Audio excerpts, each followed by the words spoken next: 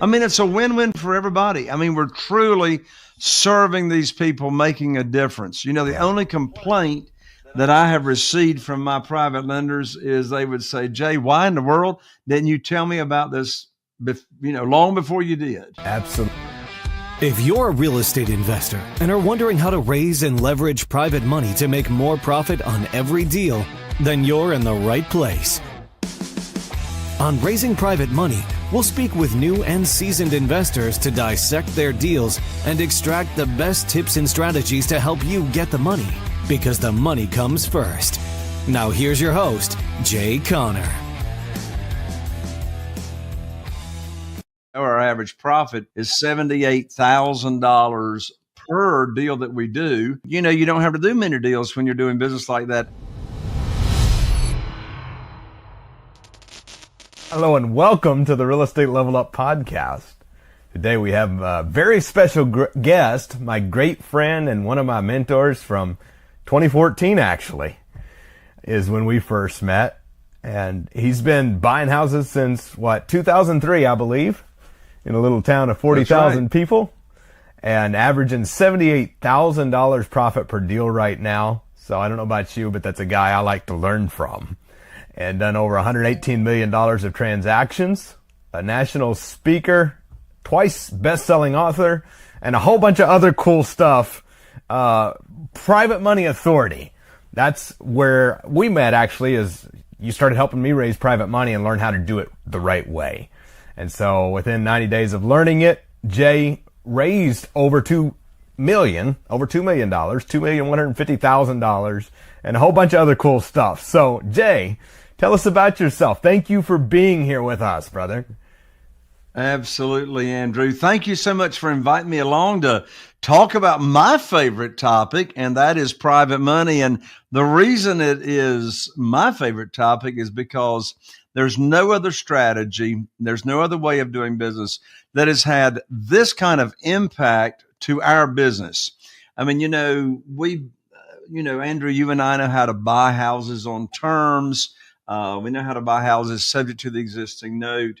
But it's been my experience that out here in the real world of doing real estate business, most of the buyers at the end of the day, or the beginning of the day, they're going to require all the money. They want all the cash. And so the beautiful thing about using private money and working with private lenders, and of course, we're not talking about institutional money. We're not talking about hard money lenders. But when you're doing business with individuals and you've got the cash available, ready to go and ready to close, then, you're just not going to miss out on any opportunities that come along on investing in real estate. It opens up a whole new avenue. That's one thing that stuck out to me when I met you, because I wanted to have a terms business. I do have a terms business today. Most of the deals I do are on terms, except there's still a lot of deals that you are either going to have to pass over or pay cash for, and they're really great deals, and you can either leave them or, with your tools and strategies, learn how to scoop those up. So I know our listeners are going to get a lot out of that today. But starting off, tell us a little bit more about what your investing business looks like, where you are, and what you currently are doing. Sure. So I'm here in Eastern North Carolina in a very, very small market. We only invest in 2 counties, or parts of 2 counties. Our total target market that we invest in has only got about 40,000 people. We only do 2 to 3 deals a month, but as you said a moment ago, our average profit is $78,000 per deal that we do. And so, you don't have to do many deals when you're doing business like that. And I don't say that at all to brag about what we're doing. The point I'm making is you don't have to be in a huge, large market to make significant income. In fact, there's a case to be made that when you're in a smaller market or you're investing in the outlying areas, you don't have all that competition that you do in the big cities. And I hear it all the time as I travel and I speak that, the competition is so fierce. Well, I say, maybe you want to think about going where the competition is not. right?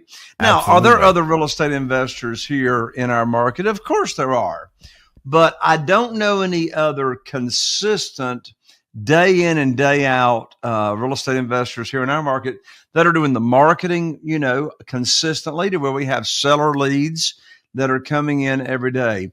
And I tell people all the time, unless you have got consistent leads coming in from potential motivated sellers, then you're really operating in a hobby and you're not operating in a business. That is very important. That's the differentiator between doing a business making, as you do, 6 figures a month, or whether it's a hobby and you do a deal on the side and say, hey, I got some extra vacation money for the year.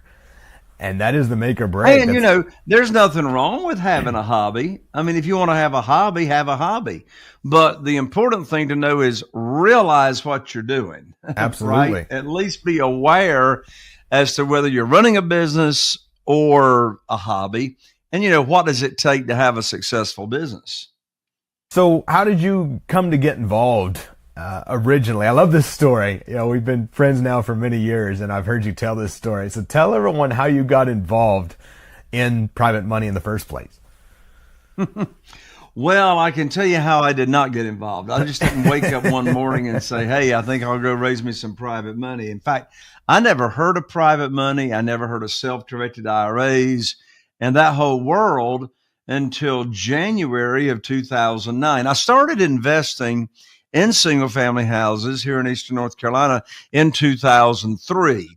So the first 6 years, all I knew to do was rely on the local bank to fund my deals. I didn't know anything about the terms business. I didn't know anything about subject to. I didn't know anything about seller finance. And I never even heard the word wholesaling. I didn't even know what wholesaling was. All I knew is that you go find, negotiate a deal, and you get the local bank to fund, that investment. Well, that worked out fantastic for 6 years. But then in January 2009, I actually picked up my telephone. Andrew, I know you'll find it hard to believe, but here in Eastern North Carolina, we actually still have handsets and we have cords that are attached. I know a lot of your viewers and listeners don't even know what this is, right? Does it have the round rotary dial on it, Jay? No, it actually is push button, believe it or not. But anyway, I picked up this exact telephone handset. I called my banker in January of 2009, and I told him about a couple of deals that I had under contract to invest in.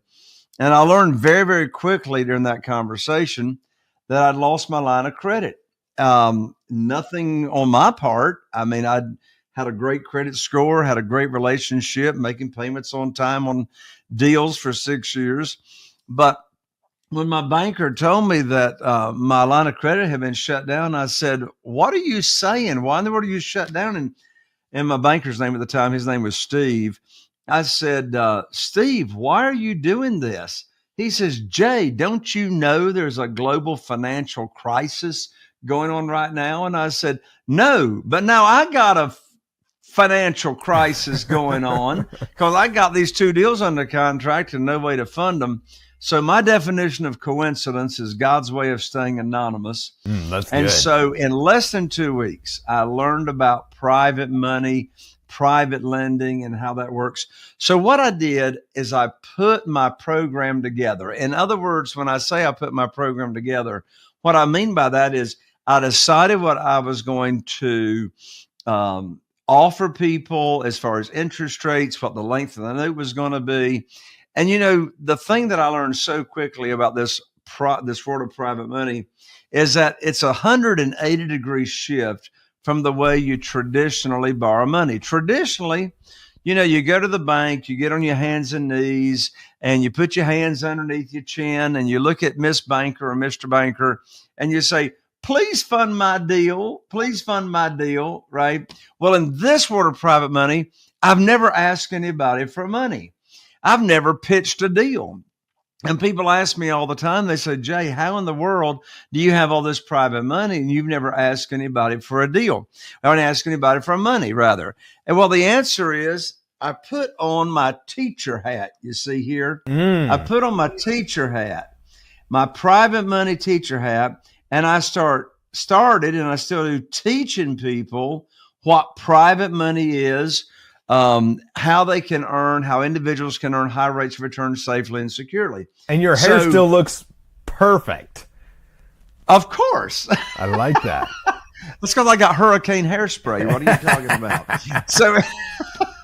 So anyway, the thing of it is I'll hear real estate investors that have never raised private money. They'll talk about this fear of rejection, right? They fear they're going to be rejected when they go to ask people for money. Well, here's the question.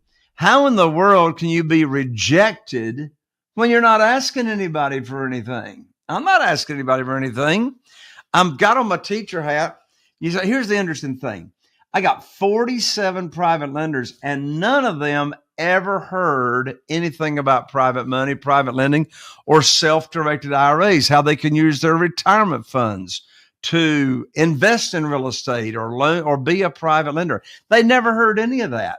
And so I teach them my program, and it's about a 20-minute conversation to teach how the program works. When I teach it to them, all I do is shut up. I don't have to ask, do you want to get involved or anything like that? They automatically say, well, how do I get involved? And by the way, they don't write us any checks, right? They just tell us how much they have to work with. Is it investment capital? Is it retirement funds? And if it is retirement funds, of course, I'm going to introduce them to the self-directed IRA company that I recommend. And so it's like, I got on my teacher hat, I'm teaching them. And so as a result of taking that approach, they're chasing me and I'm not chasing them. In fact, in this market, I've got more private money chasing me than ever before. In fact, I got a big problem. I can't even put all the money to work that I've got pledged to me. That's a good problem to have. And I want to point out something you said. And it's amazing. And I know you got a free gift for everybody at the end as well. So that's exciting. And I have a signed version of the free gift you're going to give out. So thank you for that. But something you said is you've never pitched a deal. You've never asked for money. And that's such a total opposite shift from what most people coming into this world think. It's what I thought when I started. Like, well, how am I going to get private money without asking? Or how am I? And so to be able to just attract it, and I know you talk a lot about that, and we'll get to more of that. But that was two huge takeaways that I remember when I first met you that rocked my world. Was, wait a second, there's a different way to do this, and it works way better. So what's some of the advantages when it comes to private money? Well, the list is very long. So I'm going to talk about the advantages of using private money in contrast to borrowing what we call institutional money, say from hard money lenders or, banks or, anything like that. By the way, nothing against hard money lenders. I've got some of my best friends are hard money lenders that actually use my strategies to raise money for their hard money lending fund that they lend out to real estate investors. But what are some of the advantages? Well, the biggest advantage is that it puts you as the borrower, it puts you as the real estate entrepreneur in the driver's seat of your company. In other words, it puts you in the driver's seat because you, as the borrower, you make the rules. Wow, isn't that a change, right? You set the interest rate. You set the length of the note. You set the loan to value. You set the frequency of payments. Converse to that, borrowing traditionally, the lender typically makes the rules. But in this program, we make the rules. So instead of asking for a mortgage or asking to borrow money, you're offering a mortgage, right? Which is very, very different. There's no asking, you're offering. And so what are the advantages? You make the rules, you set the interest rate, you set the length of the note, putting you in the driver's seat. Part of the program is that we don't borrow typically when there's a rehab involved. We don't borrow typically more than 75% of the after repaired value. I didn't say 75% of the purchase price. I said 75% of the after repaired value. Well, when you buy a deeply discounted property or a house, let's say you got a $200,000 after repaired value house. Well, if you borrow 75% of the after repaired value, you can borrow $150,000. But guess what? I buy houses all the time that need renovation. I'll buy them at 50% of the after repaired value. Well, I get all the money loaned up front when I purchase. Well, if I'm buying it for $100,000, I can borrow $150,000 because that's 75% of the $200,000. Guess what? I'm bringing home a $50,000 check, less than closing cost, when I buy the property. I mean, who wants to get paid to buy properties, right? So I love the phrase. Yeah, you do, Andrew. I mean, Absolutely. I love the phrase on my real estate attorney's check stub. It says excess cash to close. And I love me some excess cash. So that's another big advantage. Every private lender loan that I do actually is a no down payment proposition or deal. I'm not taking any of my money to the closing. What's another advantage? You can structure the deals to where you're not making any monthly payments. You can just let the interest accrue if you're doing a renovation and a flip. Now stop and think about that. How much do you think this is going to fix your cash flow? You take no money to the closing table, you bring home a big check when you buy, and you make no payments until you cash out. You think that'll help your cash flow? Absolutely. In addition to that, what are the other advantages? No credit check. Your credit score's got nothing to do with how much private money you can get. No verification of income, right? So your credit score, your verification of income's got nothing to do with it. And another big advantage is closing quickly.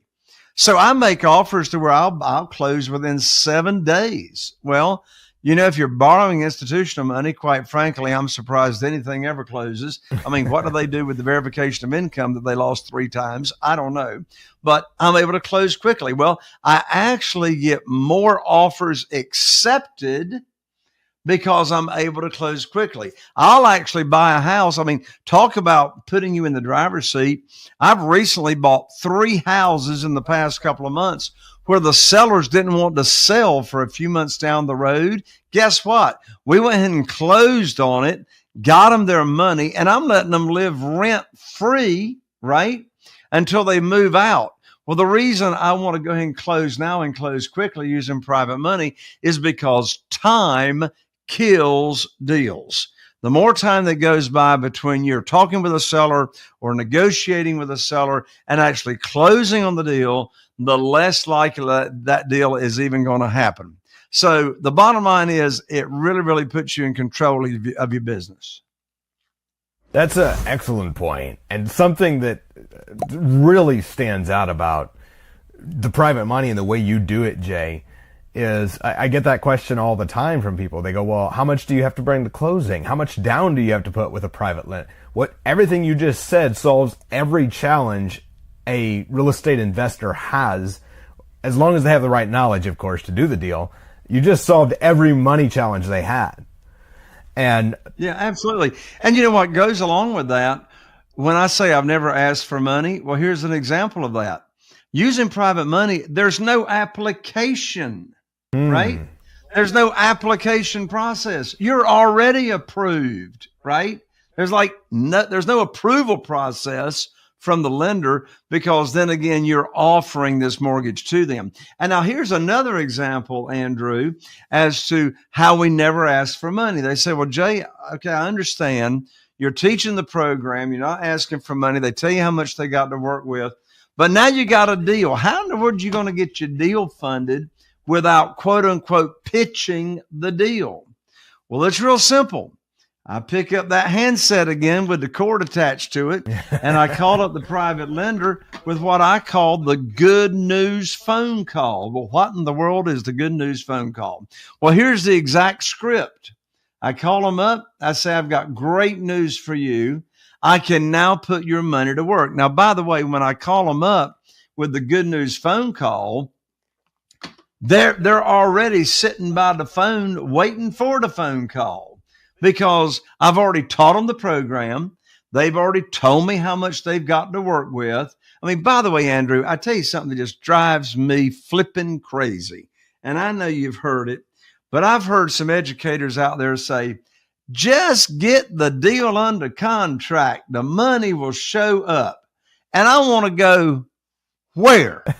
Where is the money going to show up? Is it just like going to rain out of clouds? And I've heard people say, oh, money chases deals. Money follows deals. And I just want to throw up, right? It's like, come on, folks. I mean, think about how much more confident and how many more offers you're going to make when you've got the money burning a hole in your pocket. Back to my example. So an example of how we don't ask for money and we don't pitch deals, we call up the private lender. They've already told us how much they've got to work with, or if they've got retirement funds, they've moved their retirement funds or a portion of them over to the self-directed IRA company. Well, they're not earning any money until they put that money to work, and they are counting on you, the real estate investor that told them about this. They're counting on you to put their money to work. So they're waiting for the phone call. So I call them up with the good news phone call. I say, I got great news. I can now put your money to work. And I tell them 4 things about the deal. And quite frankly, this is more than they even want to know. But I'll tell them 4 things about the deal. I say, look, I got a house over in Newport. I don't tell them the physical address. They could care less what that is. It's got an after repaired value of $200,000. The funding required is $150,000. Now let's stop right there. I know they got $150,000 because they already told me. They've been waiting on the phone call. And notice the $150,000 is 75% of the after repaired value. So I'll say, hey, I got great news. I can now put your money to work for you. I got a house in Newport under contract to purchase. It's got an after repaired value of $200,000. The funding required for the deal is $150,000. Closing is next Wednesday, so you'll need to have your funds wired to my closing attorney by next Tuesday. End of conversation. I didn't ask them if they wanted to do the deal. Of course they want to do the deal. They've been waiting for the phone call. And if I ask them if they want to do the deal, that's the most stupid question in the world I could ask them. Of course they want to do the deal. I'm not going to bring them a deal unless it matches the program that I already taught them about when I had my teacher hat on, right? And I was teaching them the program. So I call them up with the deal, matches the program, and they're ready to go. That's a huge takeaway. And backing up, of course, I had to laugh when you said, you made me feel slightly hypocritical, because I've said before, if you get a good enough deal, the money will be there. But I didn't say that till after I had money lined up. So I felt like a hypocrite. And so I had to laugh uncomfortably when you said that.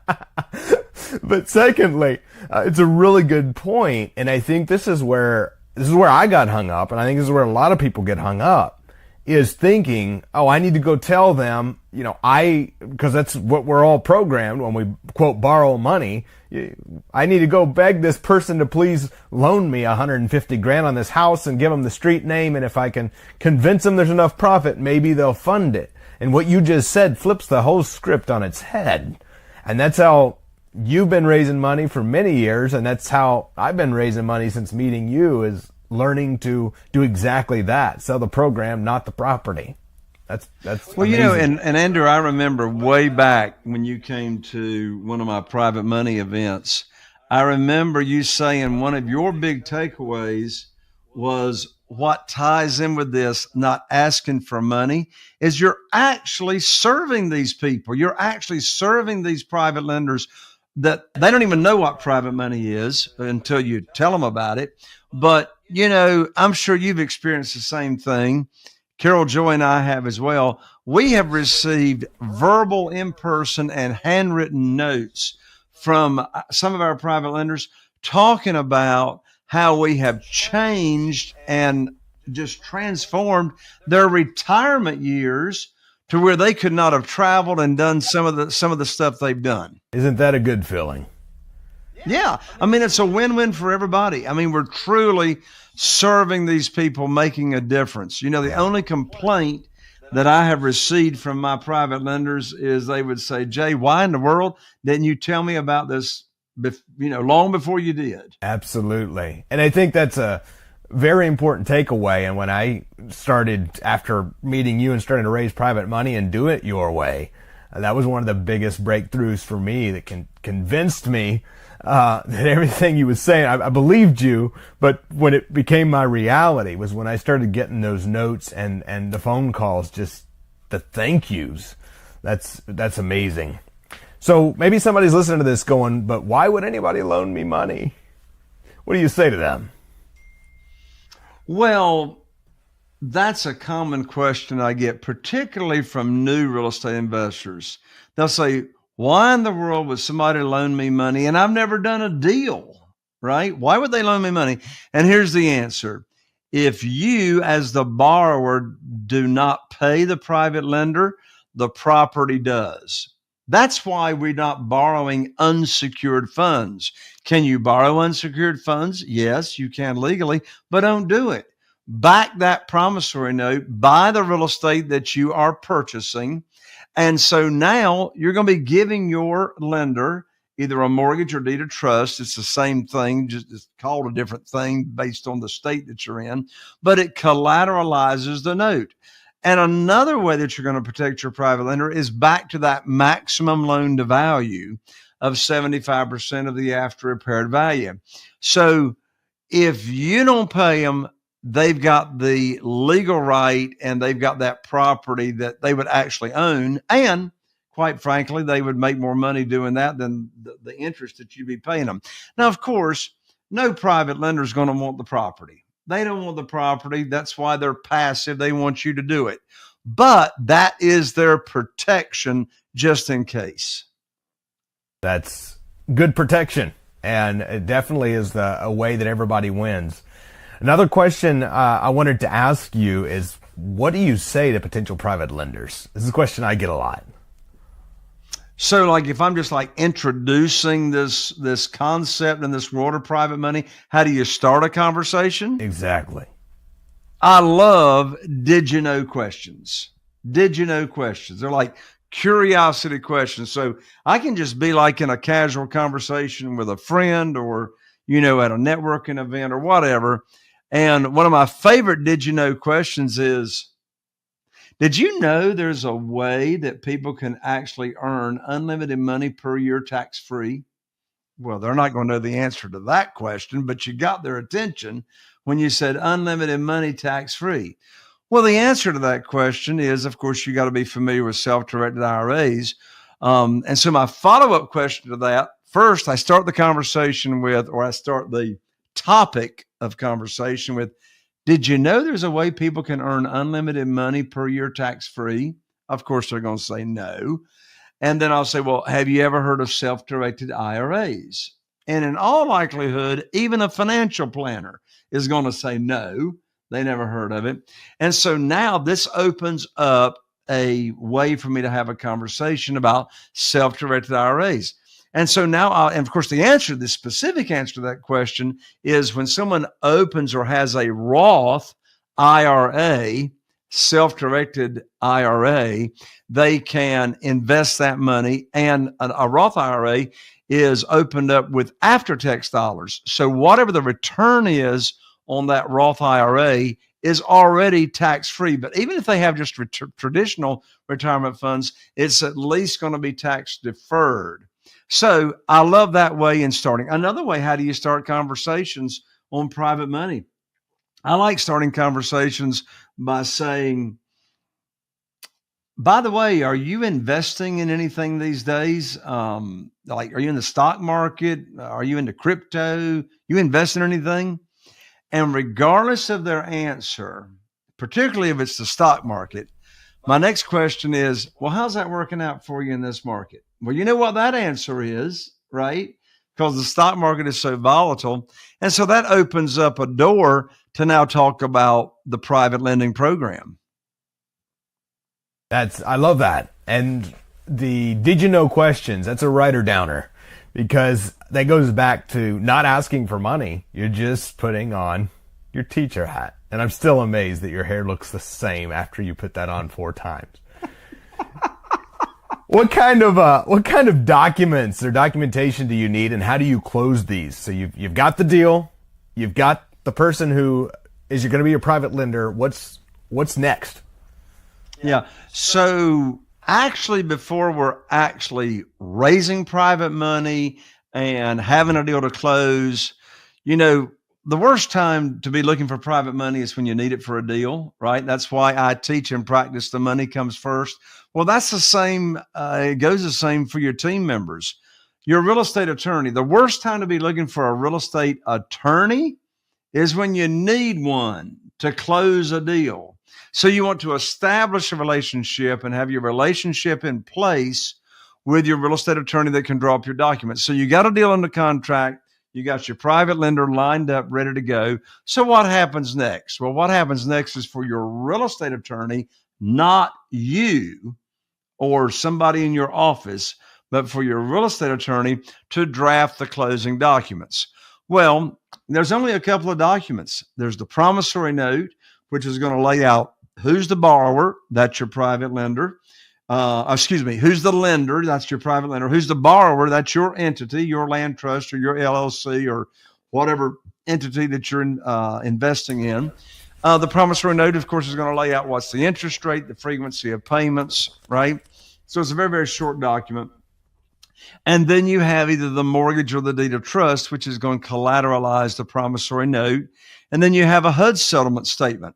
Well, the only documents that the private lender is going to get is the original promissory note. By the way, there's nothing for the private lender to sign. They approved the deal when they wired the funds to your closing agent, right? So they're not promising anything. You're doing all the promising. They wire the funds into your closing agent's trust account. You sign the promissory note that your attorney drew up. You sign the deed of trust that your attorney drew up. And then outside of closing, we also have the insurance policy. So the insurance policy is going to name your private lender as the mortgagee on that insurance policy. That gives them an additional layer of protection. So if you ever file a claim on that property, the check is actually made payable to the lender, private lender, and to your entity as well. And I'm going to name them on the title policy as an additional insured. So very, very few documents are used for a closing with a private lender. In fact, I have given my real estate attorney, since I travel so much, I've given my real estate attorney power of attorney. My real estate attorney can buy and sell any property I've got with just an email authorization. But if I happen to be in town and go to the closing, literally the closing is less than 5 minutes when you're doing a private money deal. I like that. And that was one of the amazing things to me, coming from, I remember starting out trying to get a loan through Quicken Loans. And after they had lost my income verification for the third time, I was blown away. I was shocked when I started duplicating your model, because it just was so simple. It was really unbelievably simple, and everyone's protected, and that's what I love about it. So what did your business look like prior to finding private money? And how did your profit change after? Well, what my business looked like prior to private money is I was playing by everybody else's rules, and I had to get appraisals. That's another benefit. There's no appraisals involved as required by the lender. So I didn't get as many offers accepted because I couldn't close quick enough. I actually had to turn down some opportunities because I was maxed out on my line of credit. That's another big benefit. In this world of private money, there's no limit to the number of private lenders you can have. There's no limit to the amount of private money you can have available to you. So again, you're playing by your rules and not by everybody else's rules. So what looks different? I do more deals and more profitable deals. That's awesome. I like more deals and I like more profit. I don't know who said less is more. That don't even make sense. I say more is more. That makes more sense. Now, something I get a lot of, and I got some questions listed down here that I'm reading off of my beautiful MacBook. Normally I just go with the flow, but there was some very specific things I want to cover, because every time that we hang out, and you've been on various of my trainings, or I've been on your podcast and other things, you just give so much value, and you answer so many questions that I get a lot. And I appreciate, again, so much you spending this time with us today. Another question I get a lot is, I talked to a private money lender, and they wanted 20% down and 12% interest. And I said, that wasn't a private money lender. So explain to us the difference between hard money and private money. Yeah. So typically, a hard money lender is usually a broker of money. Typically, a hard money lender is not loaning out their own money, right? Typically. So typically, a hard money lender is an institution. It's institutional money that goes out and raises money for their fund, their hard money lending fund. Then they turn around and they loan the money out at a higher interest rate than the amount that they're borrowing at. They're going to charge origination fees or points. So when you're doing business with an individual, there are no origination fees. There are no points. They are making the rules. So they're typically not going to loan you more than 65 to 80% of the purchase price. You got to come up with the difference. But then they may loan you 100% of the rehab, but you still had to do a down payment. The length of the note is typically, with a hard money lender, going to be either 6 months, 9 months. They will do extensions, but guess what? If they do an extension, they want this thing called extension fees. Well, in this world of private money, there are no extension fees. They don't want the money back. They just want you to keep the money if you can and keep putting it to work. So again, hard money, interest rates are much higher. Right now, I'm paying my private money lenders, and I have for years. Even in this market of higher interest rates, I'm still paying my private money lenders 8%. I got a phone call and an email yesterday from one of my hard money lenders. Right now, they're at 12% and 3 points. I got another friend in a mastermind that I'm in. He's charging 15% and 3 points right now. So that's hard money. But here in the world of private money, since you're making the rules as the borrower, we're paying a straight 8% and no fees, no extension. No origination fees, no extension fees, straight 8%.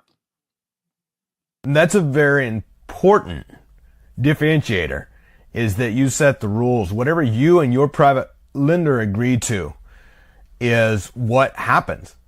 And for you, that's 8 on a first, 10 on a second. And I love that, because it keeps everything so simple. And if you're newer and starting out, I've had people come to me and say, well, is it okay to offer more in the beginning?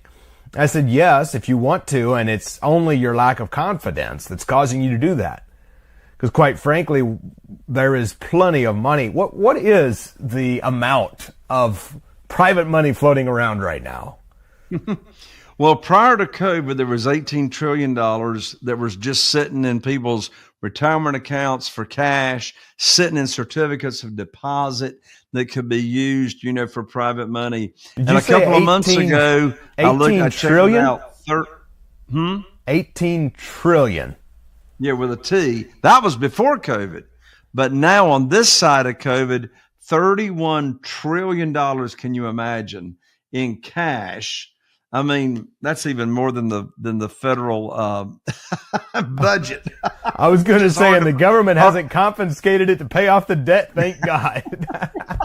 But yeah, there's money all around us. Wow. And, all you got to do as a real estate entrepreneur and investor is get the word out that you got this program to pay these high rates of return safely and securely to individuals.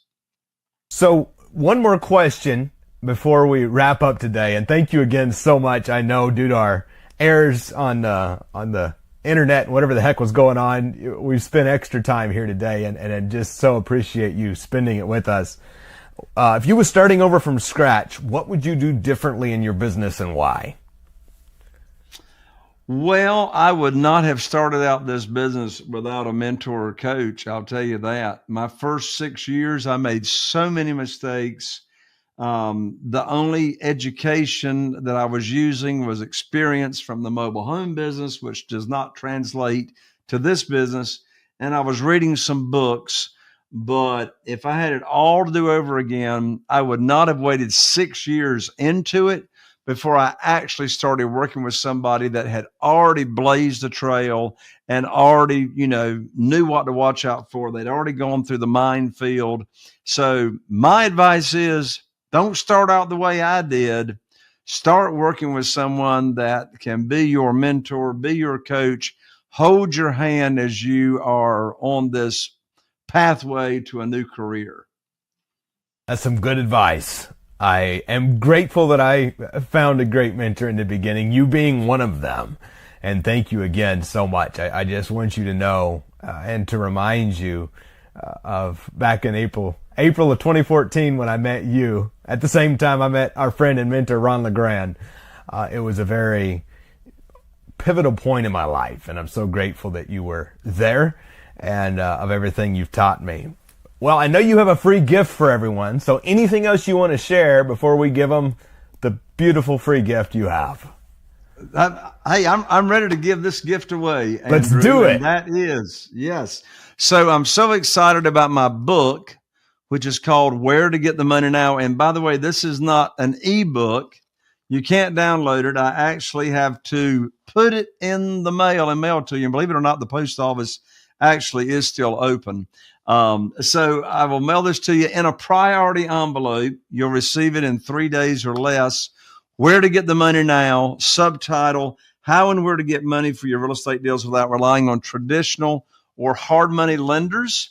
And it's $20 at Amazon, but it's actually free here on Andrew's show. Just pay a couple of bucks for shipping and we'll send it to you. You can get the book at www.jayconner, and I'm an ER, not an OR. So go to JAYCONNER.com/book, BOOK. So that's Jayconner, JAYCONNER.com/book, and we'll rush it right out to you. That's an amazing give. When you got me my copy, I read through it, and wow, what an amazing power pack book that is. And thank you again so much for that amazing gift for all of our listeners. Thank you again for being with us, Jay. It's always good seeing your smiling face, and I'll see you again very soon. Thank you so much, Andrew, for having me. See you soon. Bye for now. Thanks so much for watching. And if you liked that video, hit the like and subscribe button so you don't miss any more. Comment below what you got out of it. It'll help with the algorithm so we can continue to spread incredible information to awesome entrepreneurs just like you and spread the message. Thanks for all the support. Are you feeling inspired by the knowledge you gained in this episode? Then head over to jayconner.com/moneyguide. That's JCONNER.com/moneyguide. And download your free guide that shares 7 reasons why private money will skyrocket your real estate investing business right now. Again, that's jayconner.com/moneyguide to get your free guide. We'll see you next time on Raising Private Money with Jay Conner.